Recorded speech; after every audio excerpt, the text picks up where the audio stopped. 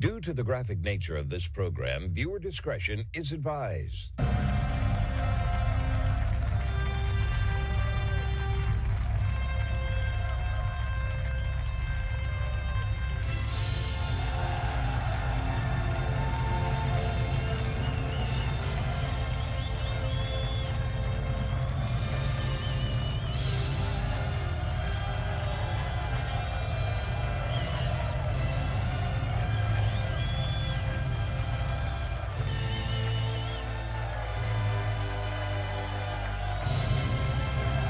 Hello, everyone. It is the Wednesday, February 18th, 2026 episode of The Marco Dre Show. Thank you for tuning in to hear today's groundbreaking news right here in America and across the board, where the facts are facts and hard truths thrive. Let's begin the best hour of radio, informative, uncensored, unapologetic, and ready to go. Have you had enough of the Nancy Guthrie case? That's all I see on the mainstream media now. Time and time again, I look at the Fox News or what have you. Everything across the headlines is this Nancy Guthrie case. What have we learned from it since? In the over 2 weeks now? Absolutely nothing. Absolutely nothing. Are you sick of this? I told you before, I'm not going to comment on this case until there's some actual concrete evidence. Everything here is just guessing games that they're giving you. Guess here, guess there. Nothing is substantial. Nothing's concrete.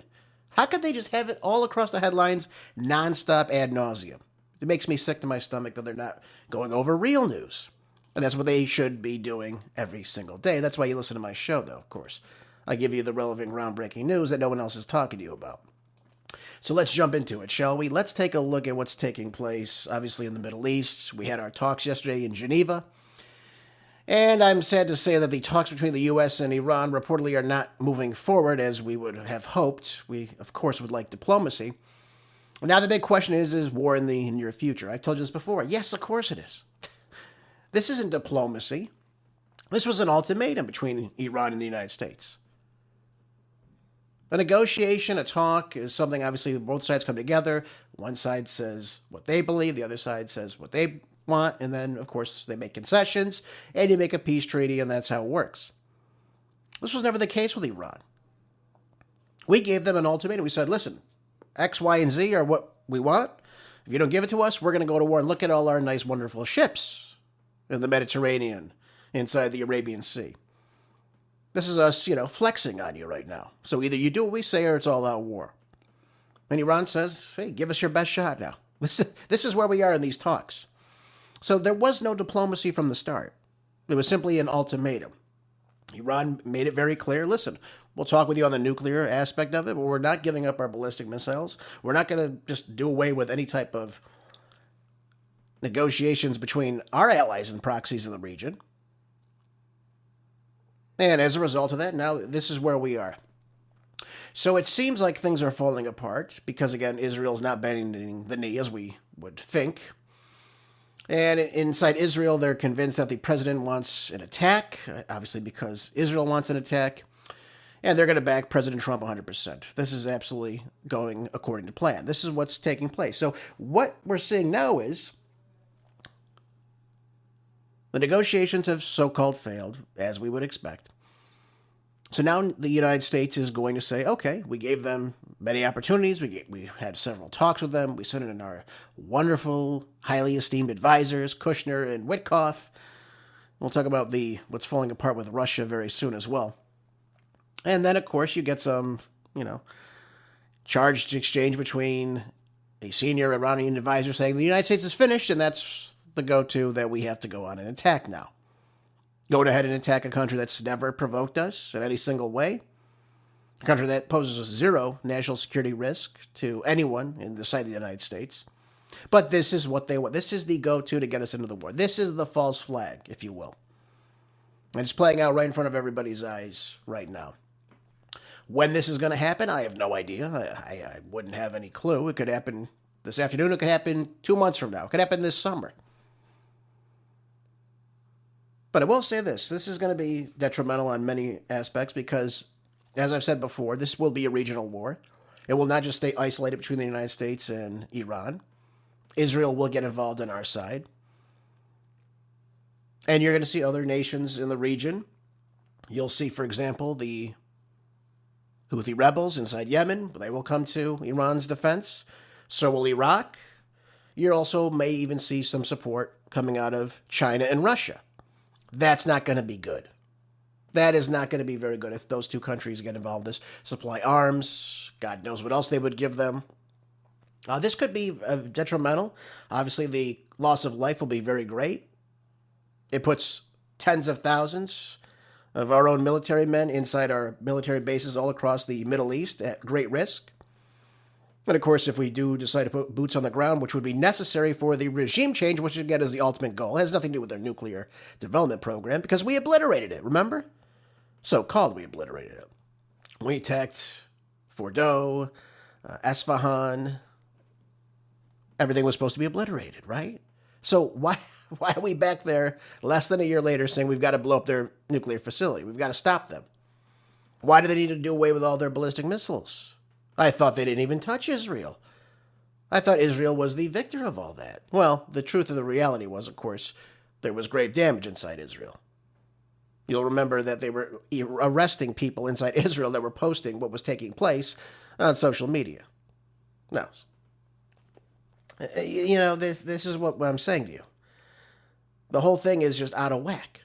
Of course, the ballistic missiles inside Israel were doing grave damage, taking out 2 of their major 3 ports, hitting Ben Gurion International Airport. It got so bad at some points that throughout this 12-day war that people were actually fleeing, I think, to go to either Crete or another island nation in the Mediterranean. I forget which one. They were just getting out of there. Anyone that had access to get out was just leaving. That's how bad it was. Who wants that, too, by the way? Having to spend time in underground shelter, in bunkers, for the risk of losing your life, having everything destroyed around you? Who would want this inside Israel? And this is why Netanyahu is really not that popular inside Israel. Now, some of his policies are, but he himself is very, very unpopular. So I don't know what the end result is going to be of this, should this happen, but you will see a greater regional war, and this will not just be a couple in and out. It's not going to be like what we saw in Venezuela. It'll be the exact opposite. It'll look more like in Iraq. It'll look more like in Afghanistan. Because that's the only way you're going to bring any type of control to the region if we control it. The Iranians are not just going to simply just move out of the way for us. Now, what I think they really want to do as well is fragment the country into different factions, if you will. Persians, Azeris, Kurds, Baluch, all that. Again, there's very different mixed ethnic groups inside Iran. It's not just simply Persian, although Persian is the overwhelming majority. But this is what we're dealing with right now. And they have the hypersonic missiles that can do a lot of great damage. We don't have that. They also have, for example, I just found out this yesterday, they have actually a torpedo that travels at the speed of sound, that'd be a Mach 5, that can actually sink an aircraft carrier. So this is not good, folks. And right now they're doing drills inside the Strait of Hormuz. They closed it down yesterday evening. But this is not what we want. There's nothing to gain from this, from the United States standpoint. There's a lot to gain from Israel's if we do take out the government, of course. That would bring them much closer to Greater Israel, so you can see why they would want it. But they're also on the chopping block of Iran. Israel will be on that chopping block. They will get attacked. Can they sustain that again? They couldn't even sustain it last time. So what would make us think that this is all a good idea? And look, it puts them at risk too. Iran says we're not holding back this time. Last time we held back, we showed what we can do. This time will be an all-out war. Who would want this? United States? Anyone in the Middle East? Everyone inside the Middle East, by the way, with the exception of the UAE, does not want this war. And I don't think most Israelis want this war, to be honest with you. I know the government does, but I don't think the Israeli people want this. Who would want barrages of ballistic missiles, hypersonic missiles, destroying their nation day in and day out? It's a lose-lose, folks. And by the way, the United States economy is going to shrink as a result of this. So will the economies of Europe and Asia. Who are we going to trade with? How can we trade if everything is destroyed in terms of economical GDP? That's what's going to be the end result of this. If you close down the Strait of Hormuz, you shut off that oil supply, 25% of the global oil trade, you're going to see economies collapse. Who's going to buy our goods? How are we going to buy goods? And what's going to happen to the price of gas inside the United States? That's going to skyrocket as well. Even though, again, we are able to be energy independent, we're still going to have to sell some of that oil out. How are other countries going to get their goods to sea if they have no oil, folks? Who is advising President Trump at this point? Is it Susie Wilds, the swamp creature herself? God only knows. He's got the echo chamber of the neocons in his ear, telling him, yes, this is good. You're going to be...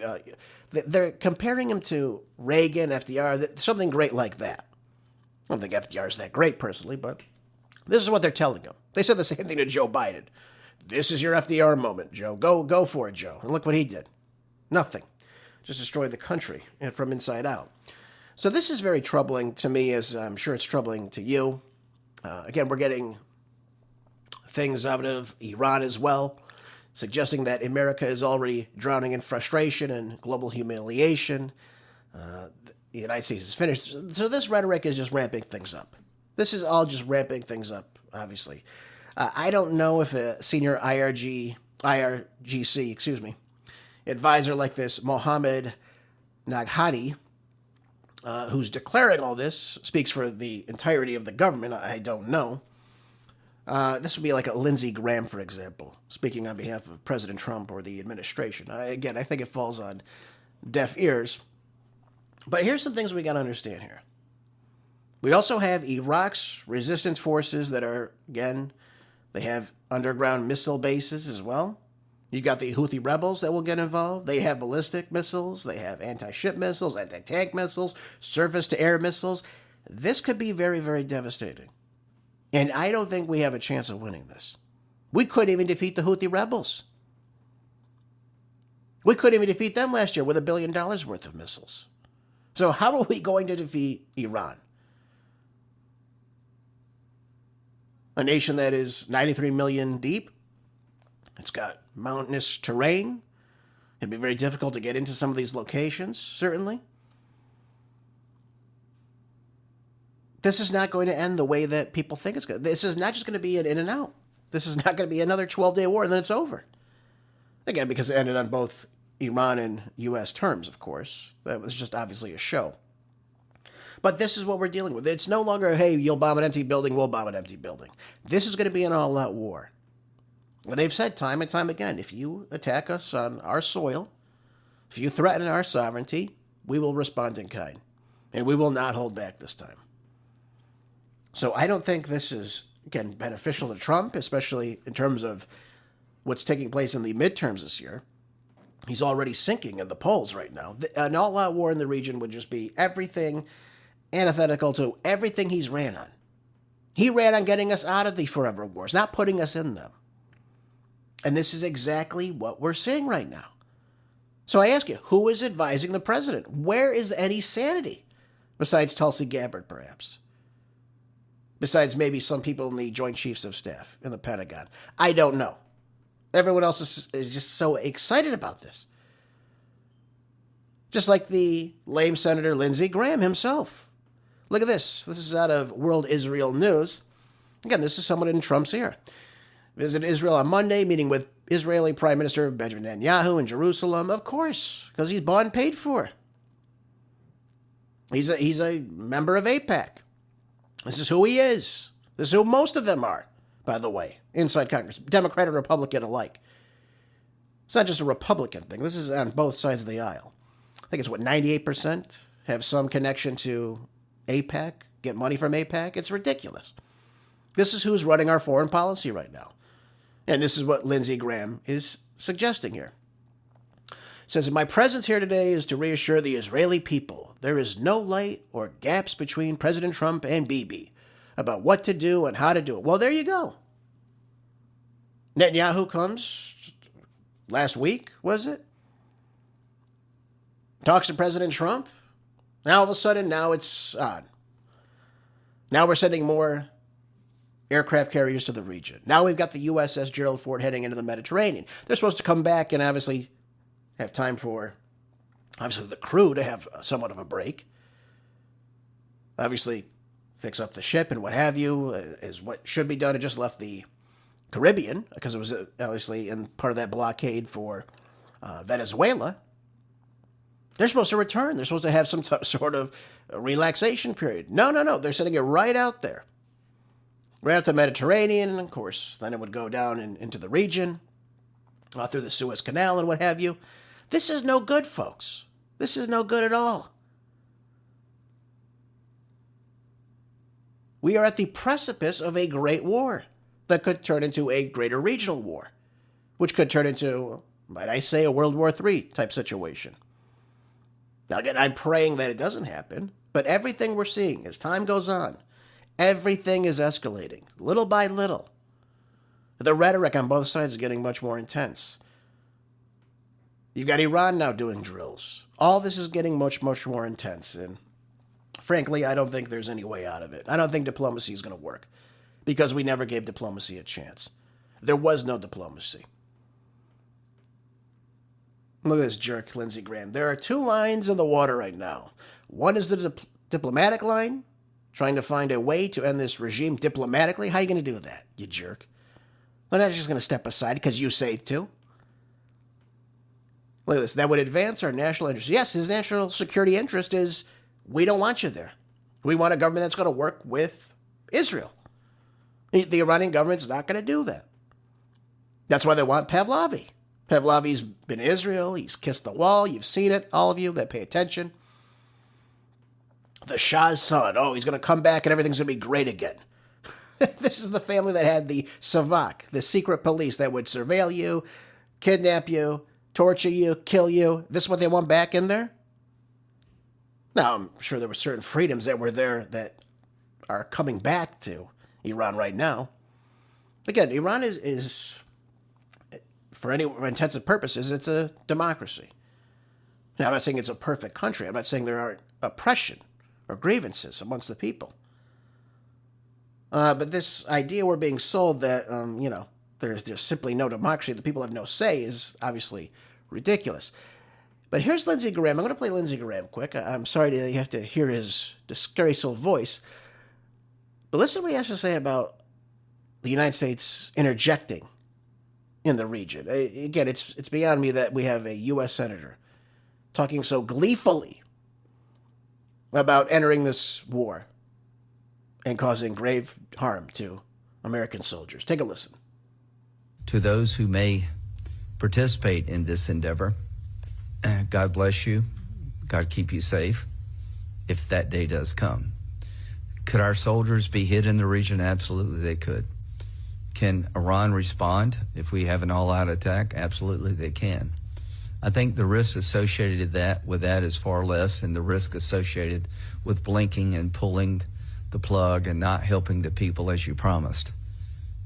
We told them to go back in the street, keep protesting, help was on the way. We have to be good to our word. So this trip is a special trip for me. It's putting a fine point on something I've been working on for over. So there you go. He's Netanyahu's little spokesman. That's all he is. The military option, that's what they want. That's what Lindsey Graham has wanted. Remember how sad he was last time when he found out that we weren't going to go to war yet? When Trump said we want to see if these negotiations will work? He was all depressed about that. He wants the war. Because that's what Netanyahu wants. Goes to Israel, every 2 weeks, is what I've been told? On AIPAC's dime? This is who Lindsey Graham is. He is a neocon. He is a globalist. He is a Zionist, and this is what the Zionists want. There's no other way to say it to you, so that's the only way I can say it to you. This is what he wants. This is how they're going to push President Trump into this war. This is what it is. This is what Trump is hearing day in and day out. You're going to be great. You're going to be Reagan. You're going to be FDR. No, you're not. You're going to destroy the economy. You're going to destroy the chances of the Republicans winning in the midterms. That's the end result of all this. That's all there is. Nothing else, or maybe a little less. Who knows? So I digress on that front, of course. Let's take a look, too, at what took place in Geneva yesterday as well. We've got negotiators from Ukraine and Russia alike gathering, obviously, to the U.S.-mediated peace talks that will focus on sticking to the main point of the land issue that we're seeing and the concessions that come with it, first of all, I've told you this before too. And again, there's no other way to say it to you. Russia is not going to walk away from this. They're too heavily entrenched in this. We're almost at 4 years. I think the 22nd is going to be 4 years. And they're not going to just walk away from this. They're going to take the land that they view as theirs, that they want to obviously have as theirs. And that's the end result of this. They're not going to just walk away. And they're not going to say to Zelensky that, no, we're not going to just give you this land back. This is the land that they want. This is what they want. This is why they have the war. They want the 4 oblasts. They want Crimea still, of course. And there's no way they're going to walk away from this. So Kushner, Witkoff can come in with whatever business proposal they want, but nothing is going to come from this. Trump says Ukraine better come to the table fast. Listen, Zelensky has nothing to say here. This should be between Trump, and it should be between, of course, Putin. This is the way it should be. What are your consent? What do you want? We'll sign it. That's it. And then Trump should say, we're walking away from this. It's over. Russia should say, okay, we want the Ukrainians to cede the remaining 20% of the eastern region of the Donetsk that Moscow has not captured yet. Okay, fine. That's the concession. That's what should be happening right now. And again, they have no say in this because they've done nothing to deter Russia at all throughout this entire conflict. Not one thing. There's never been any type of turnaround. There's been no deflection of the Russian forces. Everything is advancing in their favor. And it has been since they started this conflict. So this is what I'm saying. Trump should just step up and say, listen, it's over. We're not giving you another dime. We're not giving you another piece of weaponry. We're not doing any of this. You will cede this land to Russia. This will become part of the Russian Federation. And this will end the conflict. Do you accept this? That's what should be said right now. That's the only way you're going to get to the end of this, is by, again, I don't want to use the word appeasing Russia, but Russia has certainly won this conflict. This war of attrition is won by Russia. This is what we're seeing right now. And I don't think there's any other way around this. I really don't think Russia's going to listen to anything. I don't think they're going to say, yes, we'll cede this land back to you, or we'll give you reparations, or let you join NATO. None of that's going to happen. And by the way, that's all going to be a part of this peace negotiation as well. Just so we're all clear on that. So we see two major global crises simultaneously happening at the same place, where these talks could either go one way or the other. So in other words, we can have a continued war with Ukraine and Russia, which is going to be what's happening, thanks to Zelensky. And of course, if we just simply have this idea that we're going to tell the Iranians to do away with their ballistic missiles, have no proxies in the region, or, for example, they have no uranium enrichment, then this is going to continue on. This conflict will get worse and worse and worse. There's no art of the deal. There's no negotiations between the United States and Iran. None. None whatsoever. Now, Ukraine and Russia, there may be some breakthrough at some point. Again, we're coming up on it was the 24th, excuse me, not the 22nd of February. 4 years of this. And what has Russia been deterred by? Nothing. You have Ukrainians without heating, without power throughout the course of this winter now. And again, it's a harsh winter too, by the way. So how can we sit and say, let's keep going? Let's hit 2 million dead Ukrainian men in this conflict. Let's keep going. You already have men fleeing because they don't want to be conscripted to the front lines, as one could imagine. Zelensky wants more weaponry, more money. Get the hell out of here. They need to have elections. I think that would be crucial too, by the way. Have elections. Get rid of Zelensky. Get someone in that's at least can work with Russia. And let's sign this agreement. Let's go on. Let's move forward. Let's stop this killing. Doesn't need to happen this way. And that's all I have to really say about that. It's unbelievable that we have to talk like this. I've been telling you this for months now. Russia's stance has not changed. This is what they've said. This is what they're working towards. And you could suggest something different. Doesn't matter. They're not going to get it. Okay? They are the victors of this war. They are the winners of this war. They're not going to stop this war until they get what they want. And that is the security agreement in this region, of course, some cooperation with the United States and NATO, The, obviously, Ukrainians telling us that they're not going to join NATO, even though that's what Zelensky is persisting upon still, even today. It's ridiculous. It really is ridiculous. And it's what's causing this conflict to spiral out of control. This should have been done back in 2022. Joe Biden, Boris Johnson, let this continue on. And it's ridiculous we've spent a dime on this war. And a conflict that, again, that has nothing to do with us. Nothing to do with us. But it's cost us a pretty penny, I think, folks. So since we've invested this much, let's get a peace deal out of it at least. Maybe Trump can finally reach some peace. I don't know why he's sending Witkoff and Kushner. Obviously, they want some real estate deal in this whole thing, I'm sure. What else could they negotiate? Money and real estate. That's the only thing these two know how to do. Where is Marco Rubio, too, by the way? Where is the great diplomat that we're hearing about, Marco Rubio? Why isn't he sitting down with Lavrov and talking about ending this? Because the reality of the situation is there is no win for Ukraine here. And if they want to save some of their sovereignty, some of their land, this is the only way that it happens, through peace talks. That's it. They're going to take Zaporizhia, they're going to take Kherson, they're going to take the whole entire Donbass region. They're going to get all that. And they're not going to stop until they secure that, and then it's signed in ink. That's it. That's it. There's no ceasefire. That's what Trump wanted originally, a ceasefire. That's not happening either. So let's be realistic about this. Let's get to the table and say, what do you want? Write it down. We agree to it. We'll get Ukraine to sign on to it too. Then we can stop this conflict. Stop the bloodshed. Stop the killing. On both sides too, by the way. Oh, folks, it's crazy what's happening in our world, but this is the reality because we don't have good negotiations. Let's talk economy quick today. This is out of LewRockwell.com. This is from Peter Schiff. And he talks about a stark picture of how the monetary policy that we're seeing right now, of course, the political posturing that we're seeing that's coming out of the District of Criminals, and really just the masking of the problems of the U.S. economy are taking place right in front of our eyes.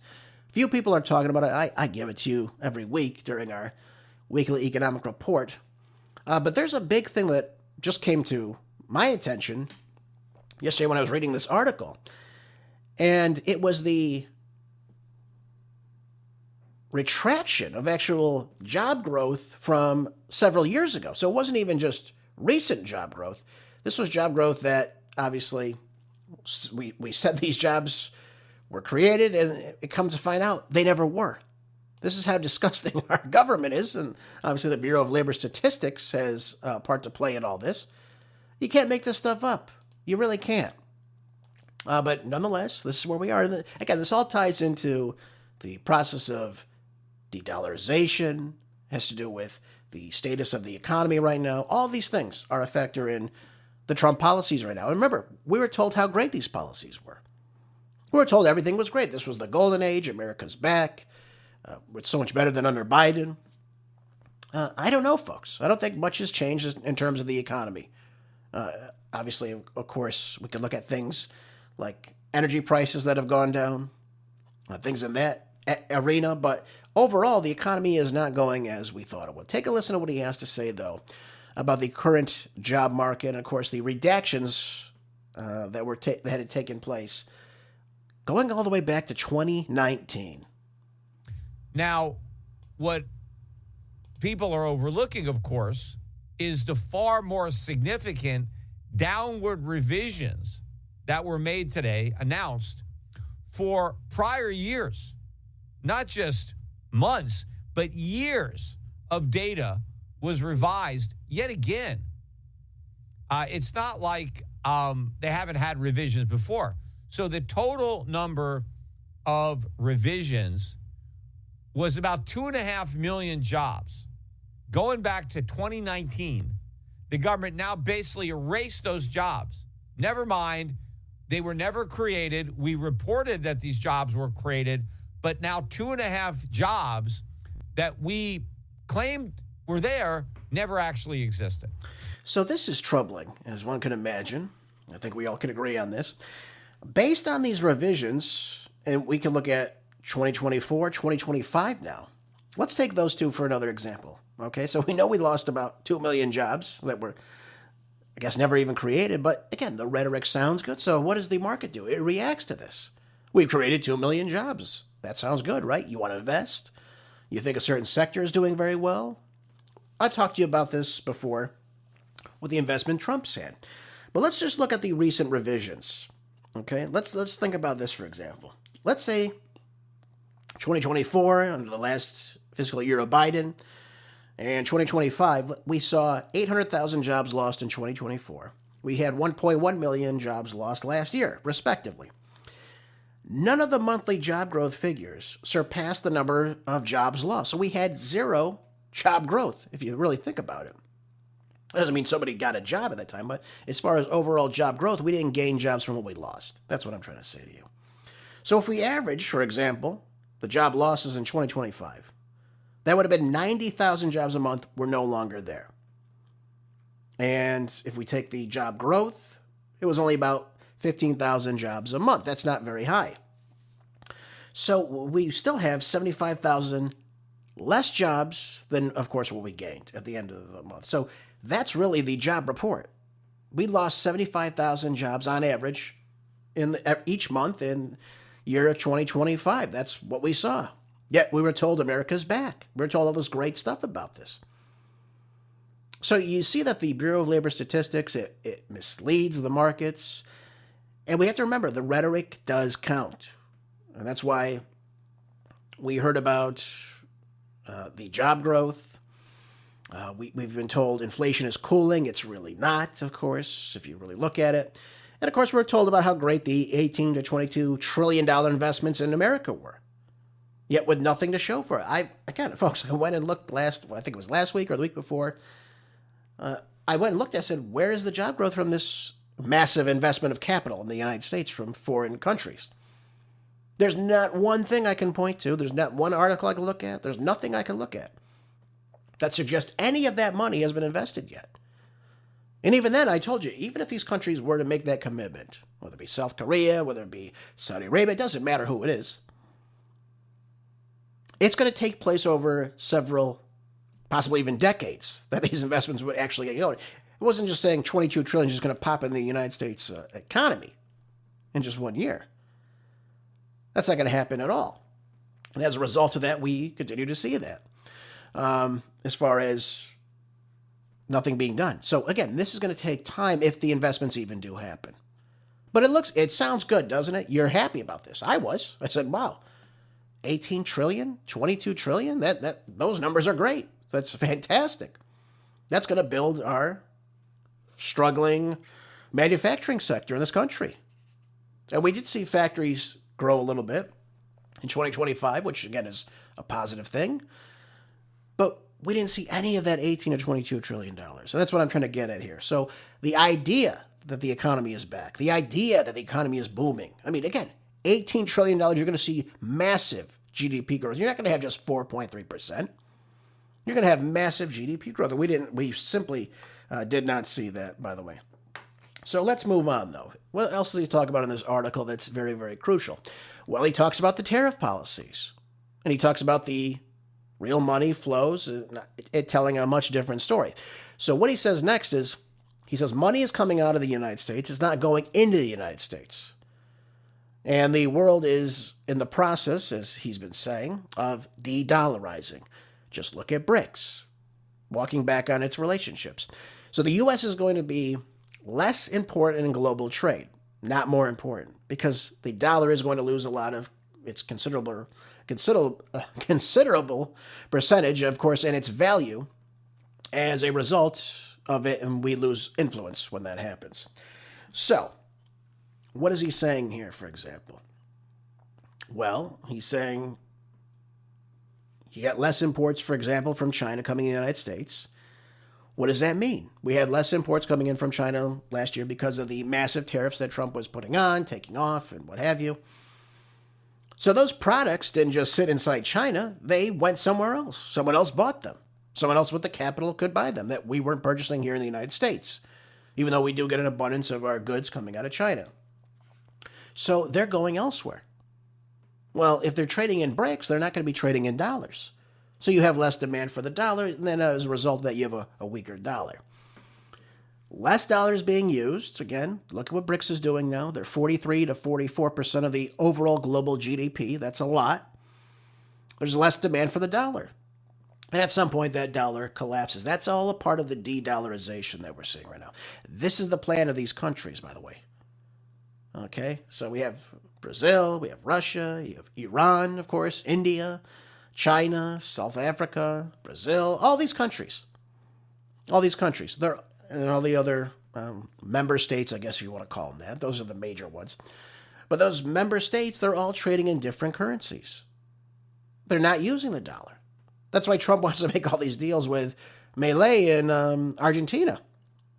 Because, hey, let's at least get the dollar out there. Let's send $20 billion, even if it's just on paper. Let's just act like this dollar is in demand, even though it's really not.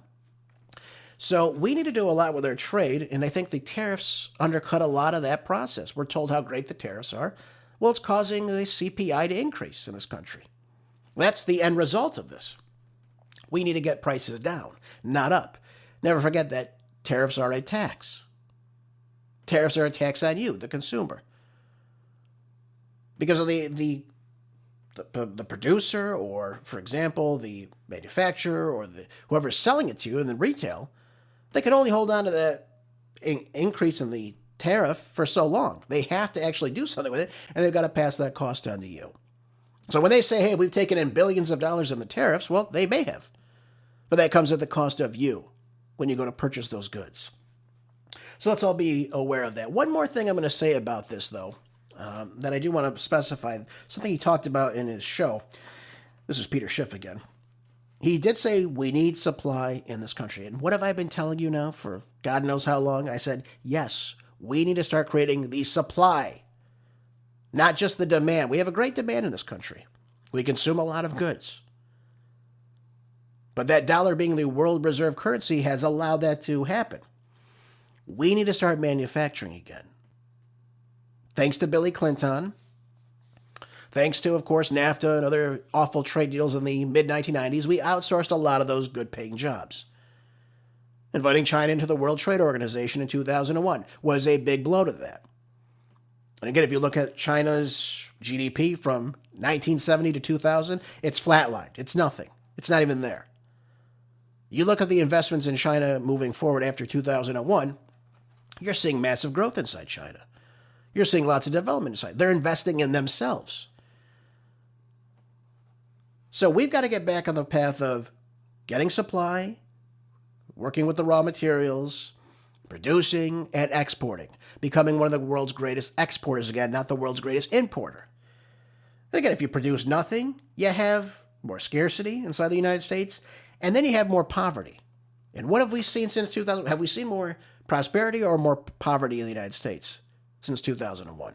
Since these awful trade deals in the 1990s? Since the outsourcing of our manufacturing sector? We have a lot more poverty in this country. Again, you can look at 42 million on just the the SNAP benefits alone. I mean, this is not shouting that we're doing much better. So again, China wants to be the world reserve currency. We can look at that, even though their economy is also in lots of debt as well. But one of the things I will say to you also, when you have so much of your debt in the hands of other nations, that becomes a big problem too. And if their economies start to go south, that means obviously our economy is going to go south very soon thereafter. So I wanted to say that to you because no one else is going to be saying it to you. Oh, by the way, he also talks about Bitcoin in here as well. I'm not going to go into the crypto arena with you today, but I just wanted to talk to you about the status of the dollar, the status of the economy, and why that's very, very crucial to where we are now, especially being $38.5 trillion in debt. Yeah, not a good thing. Again, Trump could do so many great things, but again, look who he's with. He's with the same people shouting the same exact thing over and over. And of course, they're yes men. All right, let's move on to Eric Swalwell now. It's never a good show unless we talk about Eric Swalwell, right? No, it's always a good show. I'm just kidding. But Eric Swalwell is always a great topic of discussion, I'd have to say. This is in the Gateway Pundit. It says Eric Swalwell's anti-cop radicalism. Oh, a blast from the Eric Swalwell's past. Look at this. It says, from Campus Editorials to Targeting ICE Officers Today. Look at this. This is written by Joel Gilbert, too, by the way. I respect Joel Gilbert quite a bit. Very good filmmaker, very good author as well. And he starts off by talking about how he was going after Swalwell, of course, about his residency in California, how he should be obviously removed from obviously being in the candidacy for governor of California when he doesn't even really live in the state. That should be taken care of already. Of course, it's not. So Swalwell and him went back and forth on X, as one can imagine. But what he found out, too, he went and looked at Swalwell's past. And what he found was revealing. He said back in December of 93, while he was a student at Campbell University in North Carolina, Swalwell, the gas man himself, published an opinion column in the student newspaper titled U.S. Political Prisoners, A Cry for Justice. Oh, Eric Swalwell. Who radicalized you, I wonder? God only knows. It could have been the public schools in California at the time, I'm sure. But it says here, writing under the moniker Eric Swalwell, the radically poetic. Oh, God. What kind of name is that for somebody? The radically poetic. Okay, Swalwell. Maybe he should have been a poet, right? Maybe he could have been a Robert Frost in another lifetime. Who knows? Well, he concluded in the piece with a blunt demand. He said, America, it's time to wake up. Free Peltier. Free Abu Jamal. Free all political prisoners. Now, who is he talking about? That's the big question in this article. So, Leonard Peltier was convicted in 1977 of murdering 2 FBI agents during a 1975 shootout on the Pine Ridge Indian Reservation. Mumia Abdu Jamal was convicted in 1982 of murdering Philadelphia police officer Daniel Faulkner. I remember that case, actually. Not because I was alive, but I remember reading about it recently. So these aren't minor offenses. These are brutal killings of law enforcement officers. But yet Eric Swalwell has a soft spot for these people. He's referring to them as political prisoners. I might as well be talking to Karen Bass right now. She's a communist sympathizer. She sympathizes with police officers. This is the same exact rhetoric. And by the way, this is not accidental. This is the exact same ideology coming out of the 1960s, the 1970s extremist leftist communist movement like the Weather Underground, groups like that. These groups openly championed the armed struggle, and they portrayed police officers, the rule of law, as expendable agents of this oppression in America. But this is the worldview. The uniform itself has become a justification for death. So it's okay to kill police officers. This is what he's saying, essentially. He's not saying it outright, but it's more of a latent purview. But this is exactly what he's saying. He's sympathizing with cop killers. I mean, he might be Angela Davis in a suit, God knows. I can't believe this. This guy's running for governor of California. Now let's come to 2026. Where's Eric Swalwell now in 2026? The rhetoric certainly hasn't lessened towards law enforcement. Not at all. When he talks about ICE agents, for example, saying they need to lose their masks. Identification needs to come out. Now, why does he want this? Because he knows they'll be doxxed. He knows they'll be harassed. He knows there could be violence against them. He doesn't care about that. Not in the slightest. He said, qualified immunity gone. So they no longer think they're invisible. Well, I don't think cops should think they're invisible either. But we know exactly why he wants this. This is going to stop cops from doing their jobs. We saw this during Defund the Police. Cops getting calls, and they're not going to them. But I think the average response time is sometimes 30 minutes. They're not going to show up and get engaged with this, especially in an area where there are minorities and they're white police officers. They're not going to engage in this. Back when this was all going on, especially after George Floyd died, the whole defund the police movement took place. Again, this is all part of what Eric Swalwell believes in. This is part of his ideology, his ethos. A friend of mine was telling me he knows cops that where if they're pulling over a suspect that's of a different race, if it's white officers and they see they're pulling over a minority, They'll sit there and wait for a black or Hispanic or whatever it is cop to show up and then deal with the situation. They won't even go near it. Because they know exactly if something goes wrong, they're on the line now. It's going to be against them because they're, of course, the oppressors, as Eric Swalwell would mention to them. But this is what is taking place now in this country. You have officers that aren't doing their jobs. I saw yesterday in Chicago.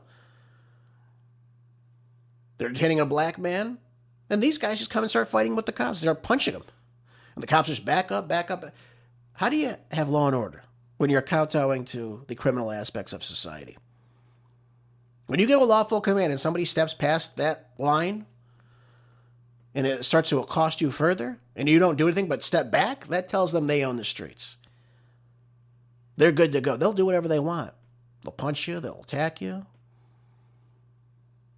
They'll grab your gun. Who knows what they'll do? They don't care. But this is the reality of the situation now. Eric Swalwell is all about that.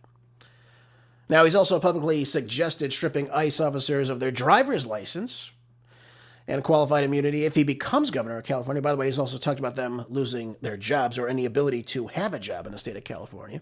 Only, of course, if you're a gang member or an illegal alien. That's fine with Eric Swalwell. But this is inflammatory rhetoric. This is inflammatory speech, again, towards our law enforcement community. This is what Eric Swalwell wants.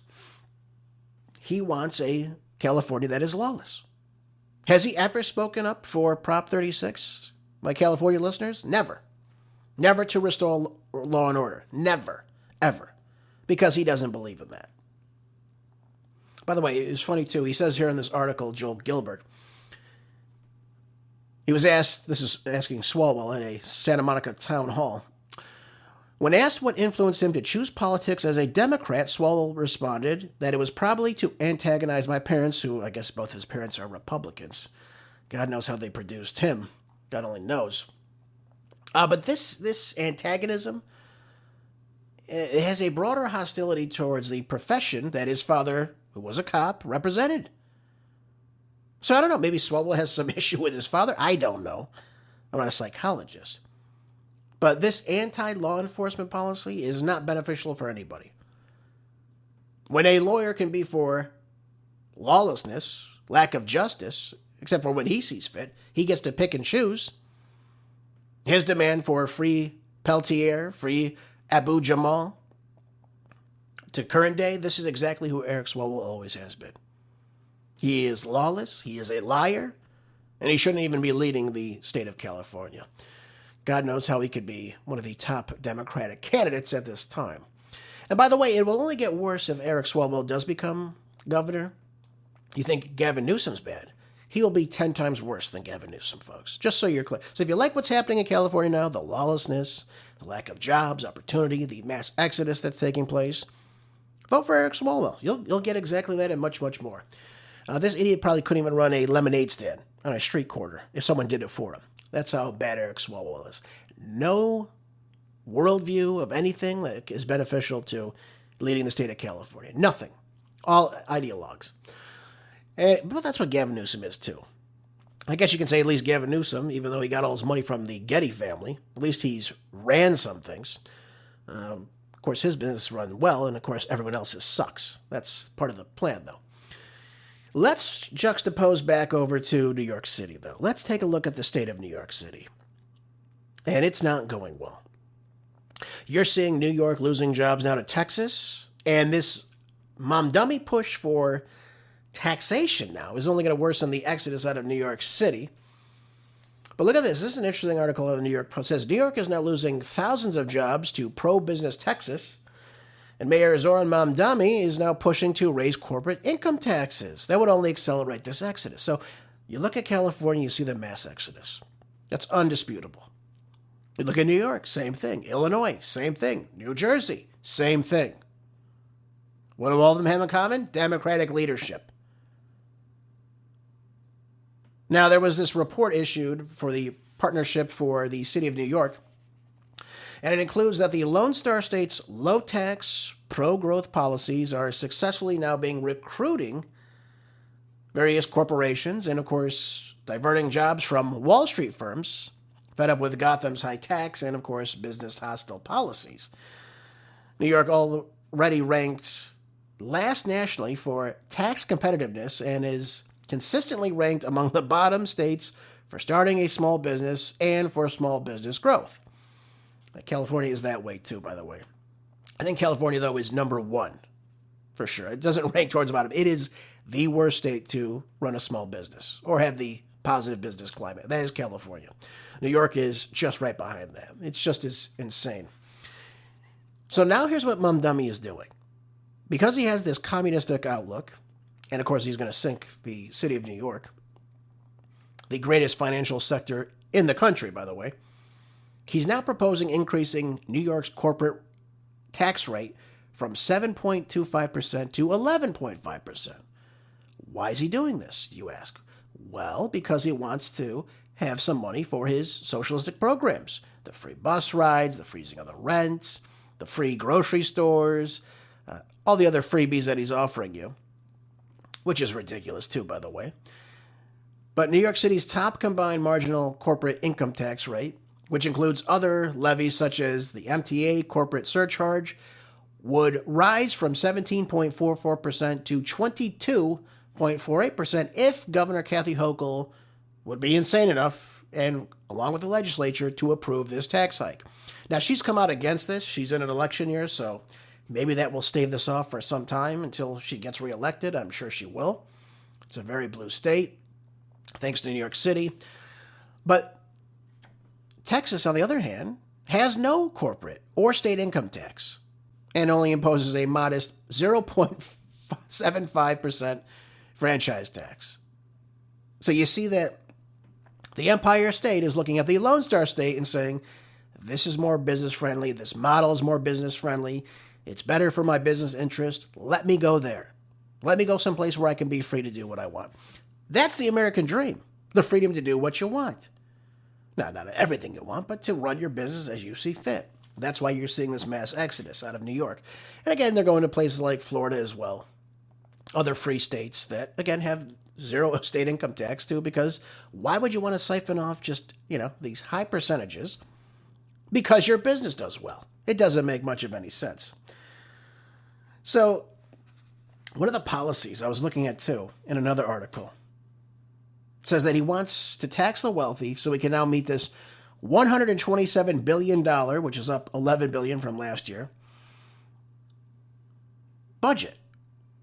This is what he wants. So now he's proposing if this doesn't go well, if she won't hike up the corporate tax rate for the wealthiest New Yorkers, right? And by the way, she can do that just for the city of New York, just so we're all clear on this. She can do that. I think she's going to resist to do that because I think she'll see, again, more people leave the state and obviously decrease New York's GDP. But he now wants to go say, okay, if you're not going to do this for me, raise the property tax on New Yorkers in New York City to 9.5%, which again is very high because the cost of living in New York City is exorbitant. And this way he can allocate, this is what he wants, $1.2 billion for migrants, not New Yorkers, for migrants. That would be the illegal aliens, of course, his people. So again, Hochul can do this. The state legislature can do this specifically just for New York City, so it wouldn't include everybody in the state. Of course, she can do that as well. I don't think she's going to do that, though. I really don't. But this is the only way he can get more money is if he taxes more people. So she's already refused to, again, implement the higher tax rates on the wealthy in New York City. So will she go on with a property tax? I don't think so. I can't see that happening because that'll cause people to flee as well. So Mamdani's getting this pushback by various groups now that once backed him, like, for example, the transit advocates. Can you imagine telling someone that you're a transit advocate? What the hell does that even mean? Hi, what do you do? Well, I'm a transit advocate. Get the hell out of here. What the hell does that even mean, a transit advocate? So that the moron mayor, Mamdani, by the way, the moron mayor of Seattle now, she's also a transit advocate too, by the way. More bike lanes, less cars. That's what these people want. They want you out of their way so they can ride their bicycles. That's what they want. Here's what he proposed, though. He proposed a budget of $96 million for the transit program for fiscal year 2027. Lots of money. Now, the problem runs into the fact that this figure is the exact same for the fiscal year 2026. Now, for this transit program to expand, for example, they want a 50% discount on subways, buses, access to ride trips. This is part of this fair fares budget. That's what he wants. But what they're saying is the budget needs to increase to 125 to 155 million to make this happen, so they're not happy with Mayor Mamdani right now. Don't people just jump the turnstiles anyway on these subways and get it for free? What does he need a program for? It's unbelievable. So, isn't communism great, folks? You're seeing the city crumble right before our eyes, and we're only in February. He's only been in office for just a little over a month, really, when you think about it. But before I stop talking about Mamdani's massive failures that have obviously set in as a result of reality around him, this property tax hike would lead to rent increases as well. Let me just say that to you. I thought he was going to freeze the rent. I thought he was going to make housing more affordable. Instead, what we're finding out now is that if he does raise the property tax on New Yorkers, in the city, of course, you're going to see rent prices continue to go up. Isn't that a gotcha? I mean, he said he was going to lower the rent. And I know this because I saw some liberals wearing a Mamdani shirt for mayor that said he was going to do that. Well, the opposite is true, folks, unfortunately for him. So things are going as according in New York City, thanks to Mamdani. I told you it's going to become the next Weimar Republic. That's what it's going to turn into. Lots of inflation, high cost of living, lots of people fleeing, and of course, lots of trash in the streets still. By the way, there was some massive snow melting that took place. And what they found is when the snow melted, it was loaded with feces. So now it's all over city sidewalks and parts of the Big Orange, I call it the Big Orange. That's what it's become. It's the Big Orange now. All right, folks, we have 3 minutes left. Let me go over one more article with you today. I had a couple other ones. Let me see what one I want to go over quick with you. Let's look at this one quickly. This out of Fox News says, judge orders migrant deportation in error to free from custody with criminal case looming. This is about the Kilmar Abrego Garcia. Why this guy hasn't been deported, I don't know. They said his continued ICE detention is in line with due process, has nothing to do with due process. So therefore, they want him to be released. I don't understand this. How hard is this? The guy's here illegally. You send him back to El Salvador. That's where he's from. That's where he's a citizen. Why is he still here? This is an easy case, folks. Why do we have a federal judge now on Tuesday blocking the Trump administration from rearresting this El Salvadorian migrant? Deported. That's what should be done. I don't understand this. You don't get to come to America illegally, commit domestic crimes, among other things. I mean, he's an alleged gang member, for God's sakes. He's a non-citizen. This should be a slam dunk. Can you prove you're an American citizen? No. Okay, goodbye. You're on the next plane ride to El Salvador. There you go. On our nickel and dime. What needs to happen, though, here's my take on this. We need to start impeaching these federal judges that, again, aid and abet illegal aliens and, of course, criminals in general, especially those that are sitting on the federal circuit as well, that release these criminal illegal aliens back into the population to wreak more havoc. So anyone that's committed a crime that goes before these judges and then they foolishly release them back into the public and they cause more violent crimes, all these judges should be, number one, they should be impeached and removed from sitting on the bench. They have no right to do that. They're just activist judges. That's all this is. And then again, if they've killed someone, they should be held accountable for that as well. They should be tried for, again, harming the population. This is treason, folks. Putting someone back out in the streets that is a multiple-time offender, or an illegal alien that's a multiple-time offender, or even if they're an illegal alien in general. Now, I've told you before, I agree with due process. I have no issues with that, but we know this guy's an illegal alien. So why the hell would you release him from custody For God's sakes. Makes absolutely no sense. Oh, by the way, one more quick thing I want to say, too. This is in the Washington Free Beacon. It says here, Arkansas Senate candidate running into fight for farmers is now backing a carbon tax that could cost farmers in Arkansas hundreds of millions of dollars. Would you look at that? She's trying to go, this woman, this Haley Schofner, I think that's how you say her name. She's running for the Senate in Arkansas against Tom Cotton. Okay, fine, whatever. And she's trying to join this Citizens Climate Lobby organization. And the solution, of course, is to simply just tax you. I mean, you've never met a Democrat that doesn't want to tax you to death, right? Look no further than Mamdani. Look no further than Gavin Newsom. So the bill does this. They tax so-called fossil fuels. We know they're carbon-based fuels. They want to charge companies $15 per metric ton of carbon emissions at its onset before increasing the fee by $10 to $15 a year based on emission levels. But experts are saying they disagree with Schofner's claim because the policy is agricultural friendly. So what they're accusing, of course, the agricultural community is they're accounting for 600 million metric tons of emissions in 2024. That's what the CBO has stated in the government. Meaning that would face initial $9 billion in fees under this bill if it were to pass. This is what this one wants to implement now. So the cost would be especially affecting farmers that produce energy-intensive products like corn, for example, which would cost about 16% more to produce after 10 years of carbon fees. That's what the Iowa State University study has shown us. The fees would also lead to a 5% decrease in corn exports. So you see how these taxation bills destroy the farmer. They destroy the supply. And what happens when supply goes down, you have the same demand, folks? Well, the prices go up. That's how this works right now. And by the way, too, inside her state of Arkansas, roughly 11% of the state work in agriculture. It amounts to about $13.5 billion in the GDP in the state every single year.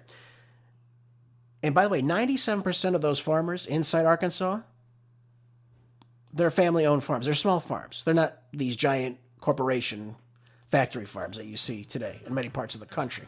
They're family-owned farms. They're small farms. And now she's going to implement this bill that's going to totally just cause them to have to pay a tax based on the ridiculousness that carbon dioxide is causing global warming. Ain't that a bee, isn't it? Yeah, I'll take a pass on her, folks. I think you will, too. Folks, thank you so much for being here today. I appreciate you so much. Hope you learned something. Hope you'll share the show with other people. Make sure you keep your mind sharp, body strong, stay prepped always with whatever you need. Have a great rest of your day. I'll see you back here tomorrow for more groundbreaking news on the next Marco Dre Show. Until then, be good, stay busy, and God bless.